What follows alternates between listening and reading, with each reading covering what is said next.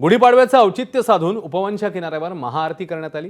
ज्या प्रकारे वाराणसीत गंगा घाटावर महाआरती पार पडते तशीच आरती ठाण्यामध्ये पार पडली आहे। श्री कोपिनेश्वर सांस्कृतिक न्यास आयोजित हिंदू नववर्ष स्वागत यात्रेचं यंदाचं रौप्य महोत्सवी वर्ष आहे। न्यासच्या निमित्ताने नववर्षानिमित्ताने 30 मार्च रोजी काढण्यात येणाऱ्या स्वागत यात्रेत यंदा संस्कृतीचा महाकुंभ अवतरणार आहे। त्याचीच पूर्वतयारी म्हणून उपवन तलाव येथील पुण्यश्लोक अहिल्यादेवी घाट इथे वाराणसी येथील पुजाऱ्यांकडून भव्य गंगा आरतीची अनुभूती ठाणेकरांना अनुभवता आली।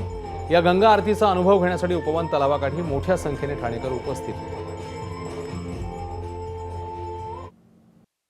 ट्रस्टच्या सगळ्या आयोजकांनी केलेली आणि त्यानुसार आज 28 तारीख म्हणजे पहिला दिवस हा अहिल्यादेवी होळकर या उपवनच्या तलावामध्ये अतिशय सुंदर आणि खूप चांगल्या प्रकारे महाआरती वाराणसीवरून सगळे ब्राह्मण आले होते आणि त्यांच्या माध्यमातून केलेली आहे। मी ह्या परिसराचा आमदार म्हणून कोपेश्वर मंदिर ट्रस्टचा सर्व सभासदांचा सदस्यांचा मनापासून आभार व्यक्त करतो की त्यांनी संधी माझ्या मतदारसंघातील ह्या अतिशय पवित्र असलेल्या अहिल्यादेवी होळकर उपवन तलावामध्ये प्राप्त करून दिली आणि अतिशय सुंदर आणि चांगल्या वातावरणामध्ये ही महाआरती झाली।